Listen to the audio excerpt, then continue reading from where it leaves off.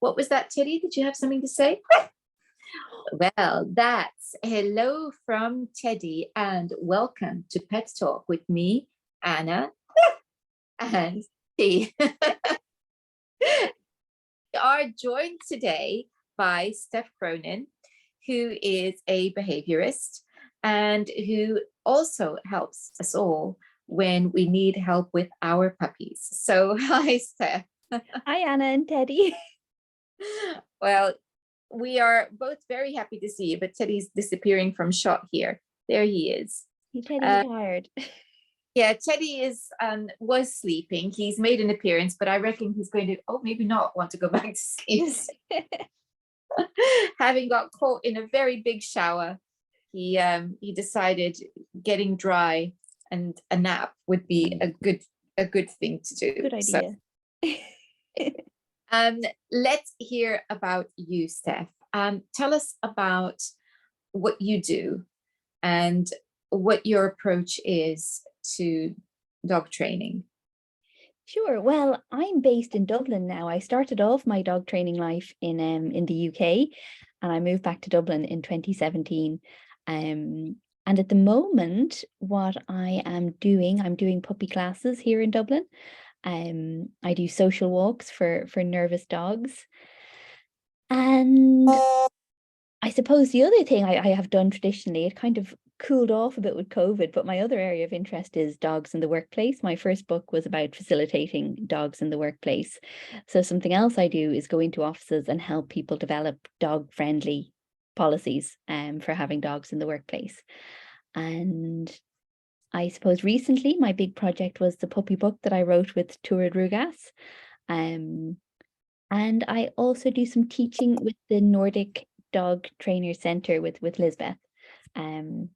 So those are my various dog activities at the moment, Anna. Well, there's so many things there that I want to ask you about.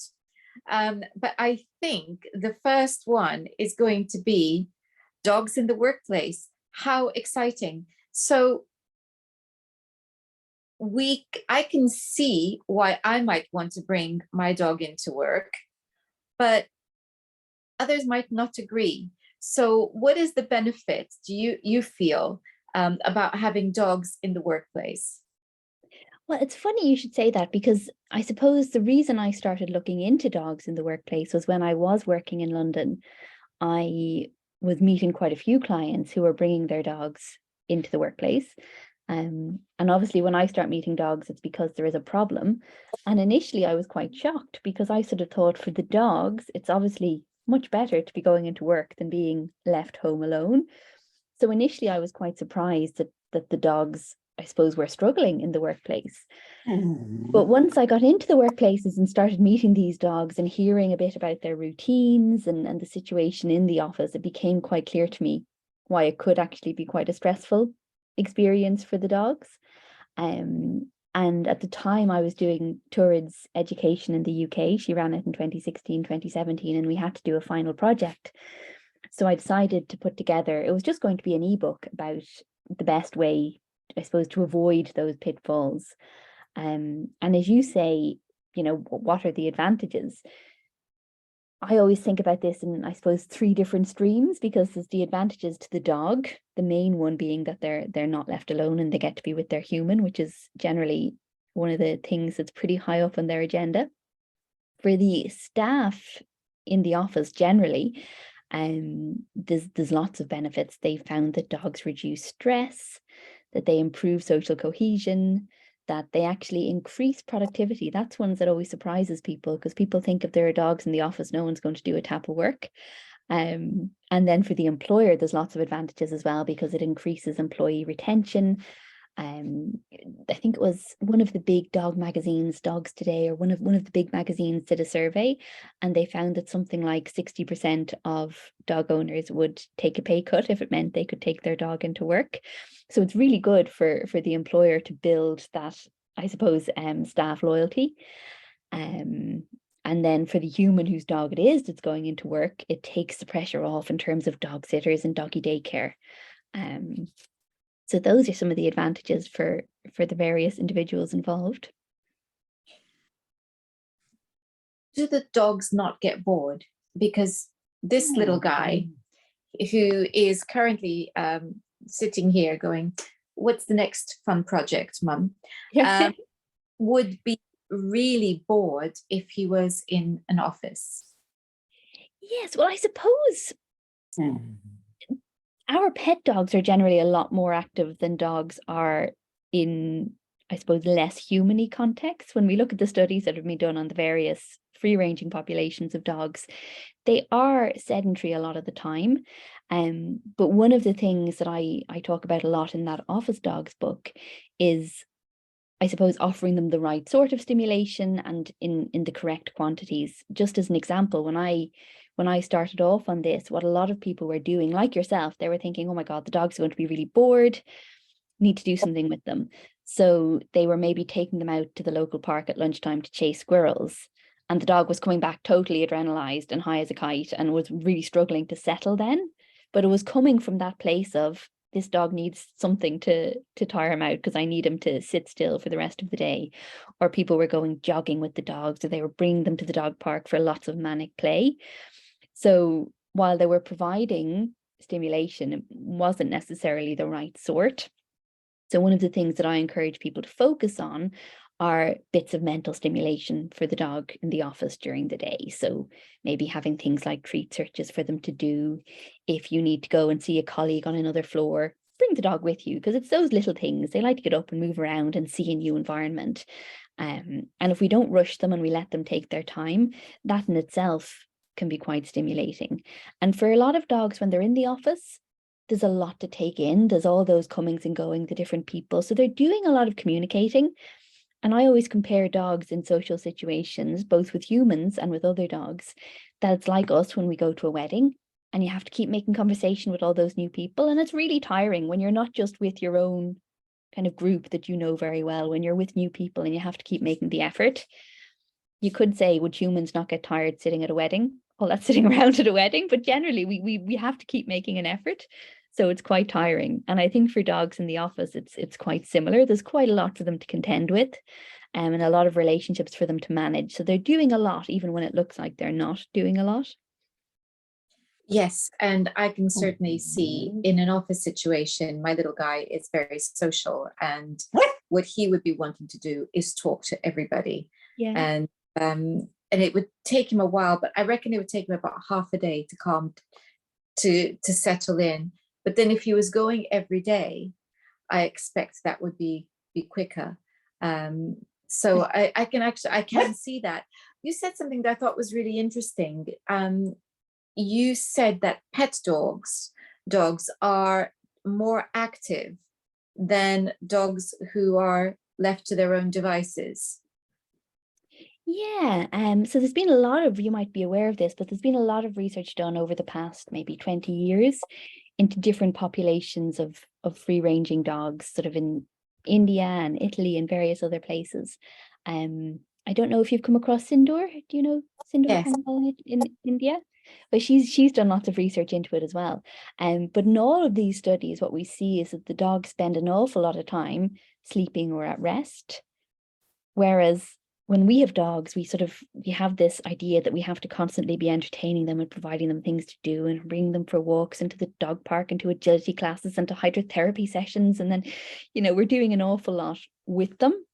And I think we can forget, it's easy to forget that it's normal for them to spend a lot of time at rest, and that actually dogs are very good at sitting down and doing nothing. Humans are really bad at it, but dogs are very good at sitting down and doing nothing for the most part, unless I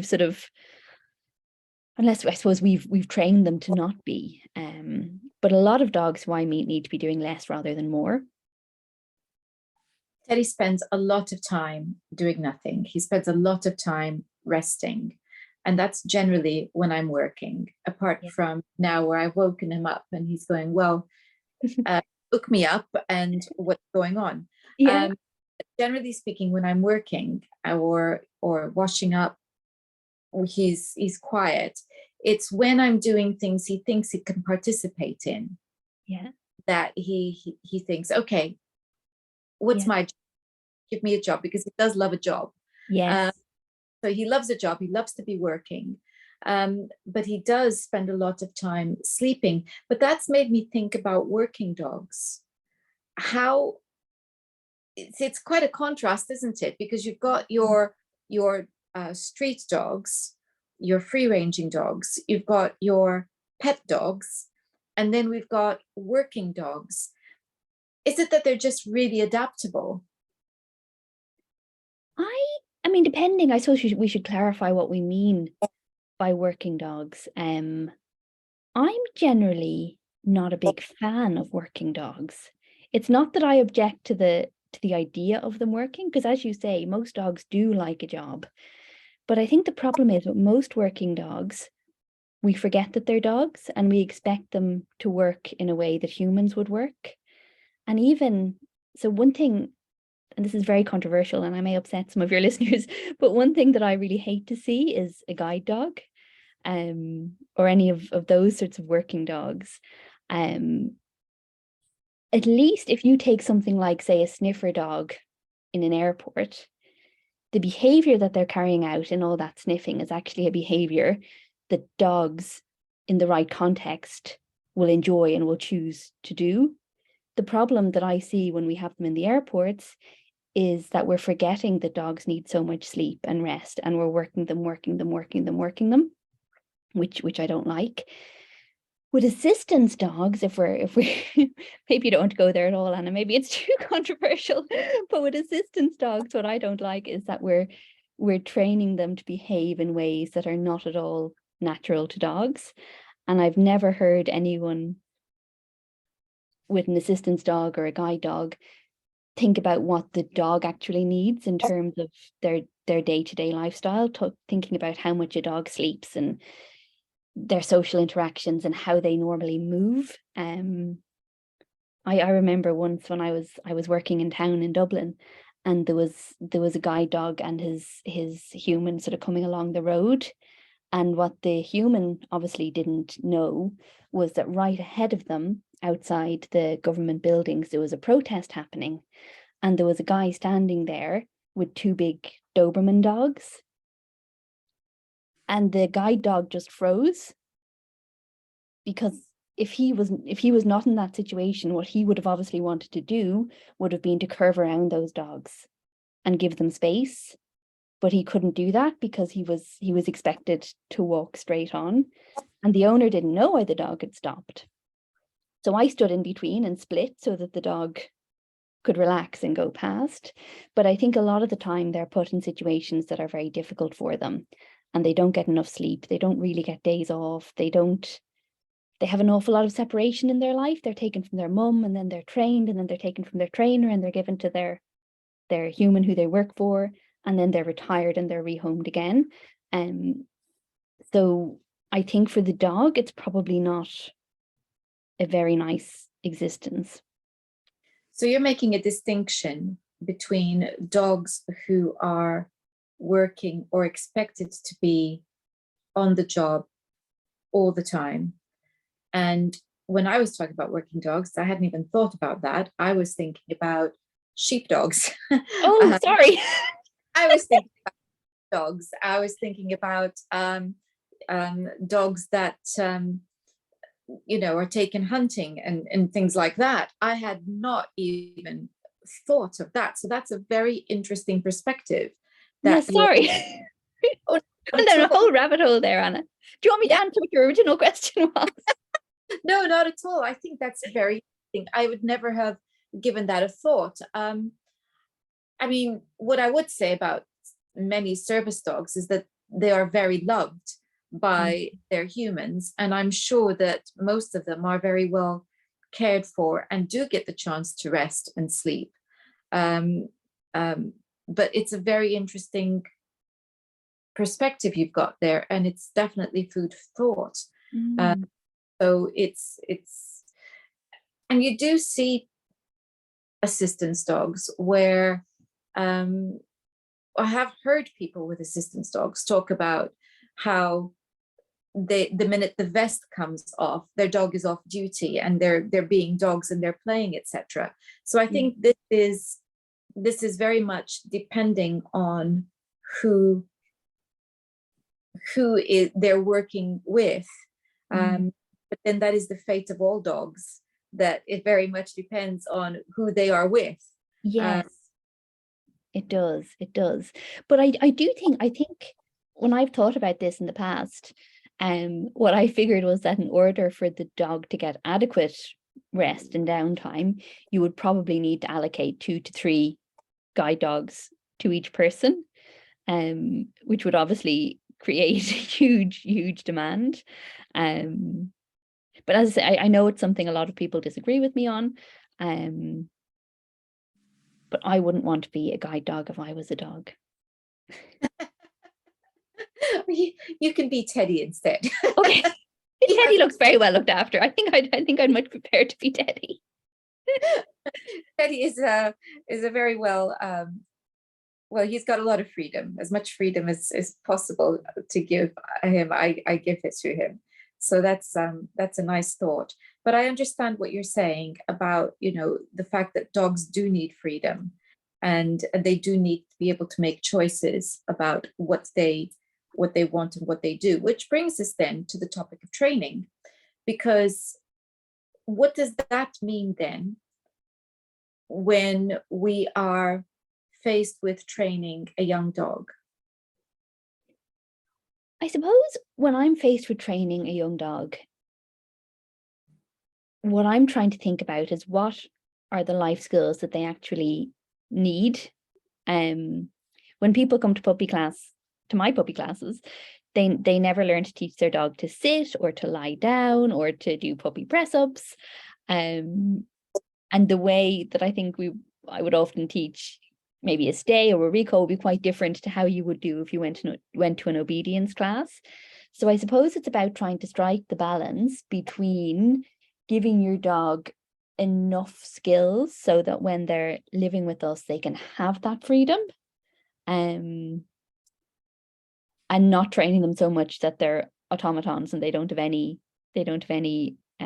say in what they're doing, and getting people to sort of think about what they're teaching and how they're teaching it and why they're teaching it, if there's any need to actually teach it. And even if there is, how often we're asking our dogs to do it.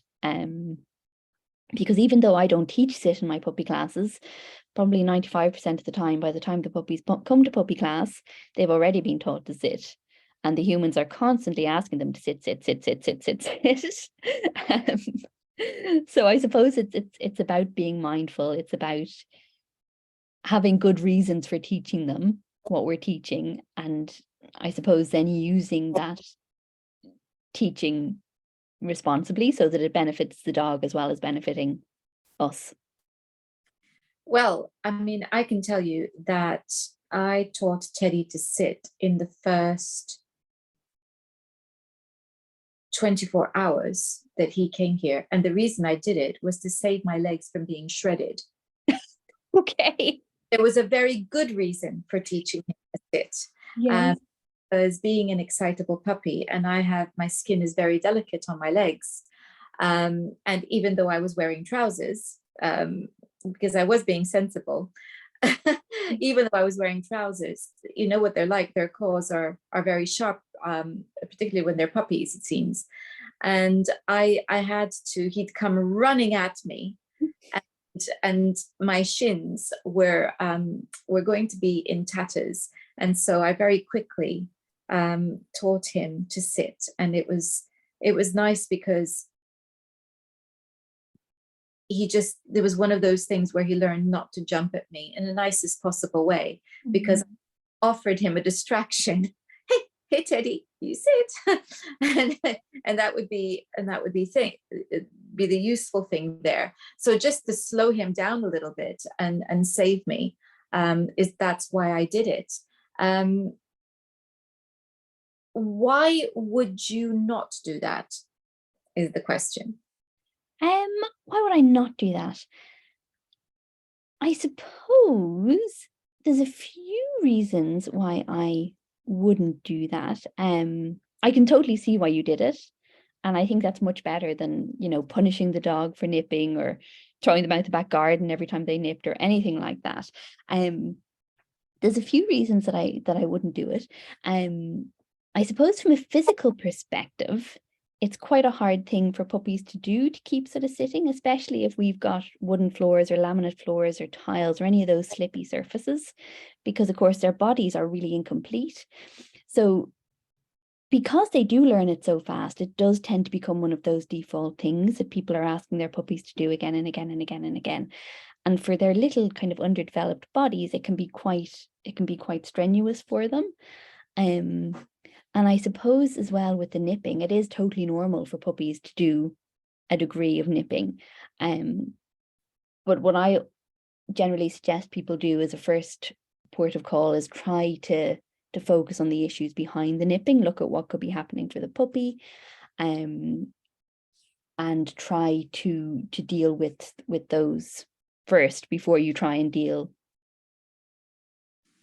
I suppose, in a sort of in a behavioral way with the actual nipping. Now it doesn't stop the nipping, no matter how well you deal with the various issues. It doesn't totally stop the nipping, because it's just totally normal behavior for them to be doing all that nipping for the first 6 months of your life. So I don't have a magic wand that will stop them from nipping. But as a first port of call, it will be looking at the issues behind the nipping, and then I would be, I suppose, looking at management techniques to try and get the humans through those first few months, so they end up with as little shredded skin as possible. But it is hard, and it's very sore. They've got really sharp little teeth when they're puppies. I can remember that. And, Teddy, it was like having, it was almost like he had more than one set of jaws all at once. So it really, but what we used to do was we used to very quickly grab a toy and give it to him, so that he had something to have. And I think also the other thing that we did was, if he was doing it because he wanted to get our attention, we just gave it to him. Yeah. He's obviously trying to, if he's trying to grab my hand because he wants me to look at him, well, how else is he might bark, but I'm just going to look at him, and because it's rude not to, kind of thing. So we didn't have that. It was more the, I'm really excited and I want to grab you. Here, have this instead. Yes. He became very quick at doing that. Yeah. So those were the two things. But definitely I didn't know that about sitting being a difficult thing for them because of their bodies not being yet fully developed. I would say that I with Teddy, there were specific instances where I would ask him to do that. But a lot of the time he just did want to sit and look at me and talk to me. I think the other thing is getting their attention sometimes. They're so excitable, and just how to get their attention. I can see people wanting them to sit, get them to sit and look at them, to get attention. So it's very interesting to hear you talk about that. And the other really interesting thing about sit, when I was doing my education with Turid, one of the pieces of homework we were given was to pick a number of days and to observe our own dogs and to count how often they sat without being instructed to do so. And what she always said about sitting was that often when dogs sit, as you said, it is to look, because if you're on all fours and you look up, you're straining your neck. But if you sit down, it's much easier for the dog to look up. So often when they haven't been trained to sit, the times they tend to do it are to look at something that's bigger than them. If they're on their way to doing something else, if they're about to scratch or they're about to lie down, they'll often sit before they do those things because it gives them a little bit of extra stability. Or of course, as a calming signal, when they're trying to calm another dog down or to calm us down, they'll often sit. So one of the other things I always worry about when people are asking their dogs to sit is they'll often ask them to do it in that context of other dogs. And of course, you're kind of hijacking their communication system by asking them to offer a piece of communication which they may or may not find an appropriate communication to offer in that moment. Like if somebody was saying to us, wave at that person, wave at that person, wave at that person, and you're thinking, I don't want to wave at that person, I don't know that person, why would I wave at that person? So when we're asking our dogs to offer a calming sign in a situation that is a social situation, so different to when you're at home, but if they're in that sort of social situation, it's having that awareness that for the dog, in his language with other dogs at that moment, a sit might not actually be the appropriate behavior to offer. So that's something else to think about in terms of sit. I was just thinking about what you said about, watching our dogs and seeing when they sit naturally. Mm. And I would say that Teddy's preference is to lie down. That's usually the way. Yeah, his preference is to lie down. And I'm thinking about his friends. That is generally, I think, their preference when they're resting is to lie down.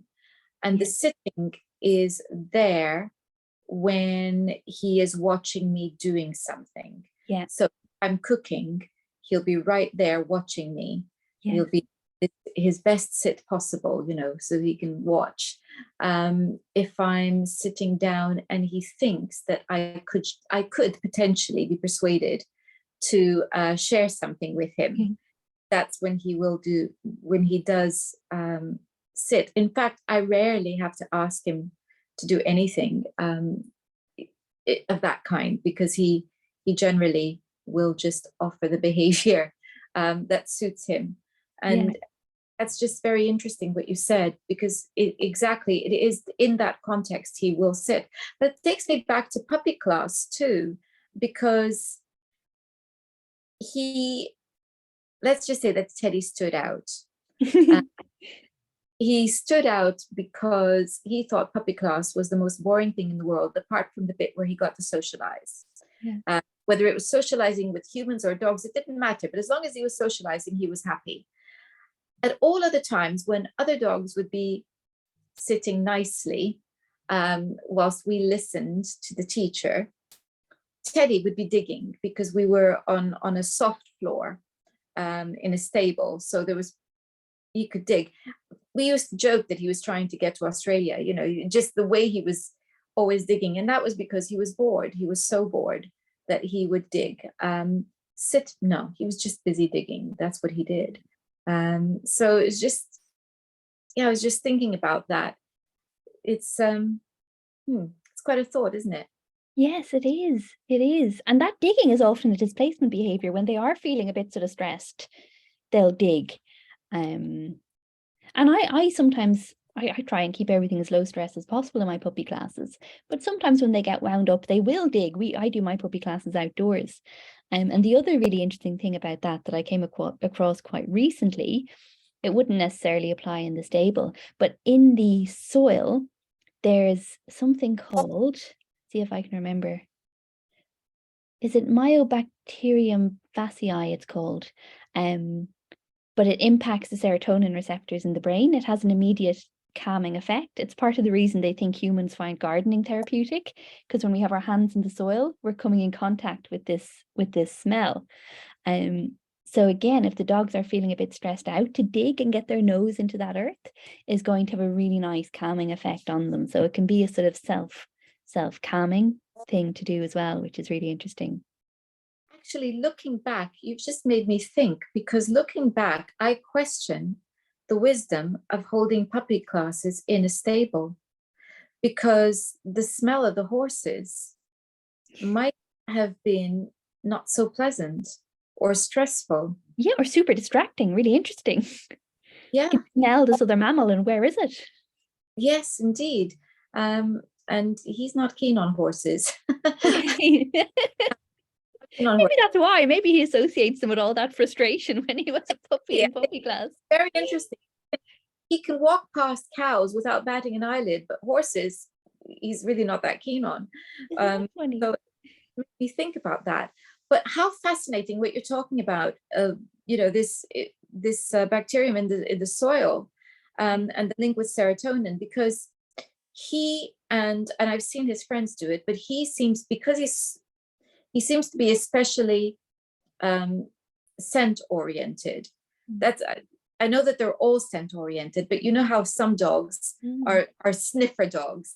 I've got a dog, and he particularly will smell in the soil something and then start digging, and I know that's the precursor to a roll. He's just about to roll. So that's what he does. He sniffs something, gets very excited, starts digging, and the next thing he's rolling in it. It doesn't necessarily have to be poo. I mean, most of the time that he rolls, thank goodness, it is not poo. But it is that link between the scent and the soil and then the roll. Yes. And the roll, I always think that it's very interesting. Have you come across the Wadzinskis in France? No. They have done really interesting studies with dogs on heart rate monitors. They've done a study called At the Heart of the Walk, and they've looked at what happens to the dog's heart rates when they do all the different things the dogs do, like that it drops when they sniff, it increases when they do that kicking thing that they do. And I think when they roll, I couldn't swear to this, but I think when they roll, again, it reduces the stress. It's a stress reducing activity. And what I've noticed, we've got a rescue collie who had a sort of very traumatic background, and she's a little bit neurotic. But when we got her first, if we walked her in any open spaces, she could get quite stressed and she'd start barking at the sky and barking at birds. But what we've noticed now, she still sometimes does that, but I'd say 80% of the time, in a context where we would have expected her to bark, she now rolls. She has that, so she sort of self calms rather than doing her kind of more frantic barking. And she does the digging as well, the sort of digging in the nose into the earth. So it's nice to see her developing those coping techniques, which are a little bit less neurotic than the frantic barking. Indeed, I can imagine that. I would describe what Teddy appears to be feeling as ecstasy when he rolls. Okay. Watches him roll. It's ecstasy. Yeah. His legs are in the air. He's rubbing it in extra. On one side, particularly, I think it's his left side. He pays attention to his left side. Okay. And it's always behind the ears. You know, it makes me think of women who dab perfume behind the ears. Always where it is. And because his ears are long, at first I would bathe him, and then I think something still smells, and I'd lift his ear, and there would be, and I think, oh, I missed that. Now, of course, I know that that's the first place I'm going to look. Is just around, you know, on his neck as well. His most thorough is around the heavy scent. So it's interesting, isn't it? Because it makes sense that if you're a dog who is stressed, that you're going to do something that you'd think is really pleasurable to help stress you down. I mean, it's like the equivalent of somebody having a glass of wine or something. If or a massage. Or a massage, of course, or, you know, something that is really pleasant for me. It would be a cup of hot chocolate, you know, my de-stressor. So I love that your collie does that. And I'm just thinking about Teddy rolling in snow. Oh my goodness. He will constantly days when it snows. And it is, anyone who watches him would say this is a dog that's, you know, experiencing ecstasy. Yes. Yeah. And I mean, it's great. And I suppose the thing to think of it, my dog will sometimes do the same. She'll come home for a walk and she'll go out to the back garden and have a really big, and again, she looks so happy. But again, it's interesting because physiologically, that sort of ecstasy is going to result in the release of the same sort of hormones that if they were quite stressed, they might release, that sort of excitatory stress chemistry that happens when we're good excited and when we're bad excited. So you can see how they could have the same response to that sort of excited feeling as to that, oh, that was a bit stressful feeling, and that they would do similar things. And actually, to mention someone else who's this might be relevant about as well. Have you come across Els Witz in Belgium? No. No, she was a physiotherapist and an osteopath before she was a dog trainer, and one of her big things is harnesses. But recently, I heard her do a really interesting talk about like sensory input in dogs, and how that, now I'm reluctant to try and paraphrase her in case I get it wrong, but that how dogs can find that sort of sensory input quite soothing. So again, rubbing yourself on the ground is going to give you all that sort of sensory input in your body that can be quite grounding and quite nice. That sort of a nice safe feeling. Or the weighted blankets that humans use for kids with autism, giving them those weighted blankets to feel that sensory input is just really, really soothing. It is hard, isn't it, sometimes, to know whether the arousal is excitement or anxiety or stress or frustration. Yeah. Indeed, it's hard because the behavior can look the same, but it's maybe it's something to do with the context. For instance, he, not so much now, but when he was younger, the way he dealt with the groom experience, I always knew he hated it. I did everything I could to make it easier for him, and still do. He still isn't a fan. But what I used to do is I used to give him the opportunity to go for a walk straight after the groom. So where everybody else, takes the dog to the groomer after the walk, and then don't want their dogs getting dirty, I've never done that with Teddy. I've always then taken him straight out to do something he loves. And so out off lead. But when he was younger, he used to run and run when he got out of the groomer, and much more than on normal walks. And I knew what he was doing. He was just letting it all out, getting all of that out. But it's very different to, when he meets a friend and they run a lot together at that point. So it's a different context, but you would think perhaps, that he was just really excited and to be out of the groomer and therefore running because he was so happy. But I knew it wasn't that. I knew he was just stress. Yes, and letting all that adrenaline through, letting it out by running. I think in his life, there's only been one occasion where I haven't gone for a walk after the groom. And that was, I think, weather related. Okay. The weather was just so foul that we aborted the walk. That was it. It was, I remember now, I actually got into the car, was heading in the direction for our walk, and I thought, this is ridiculous. We can't right now.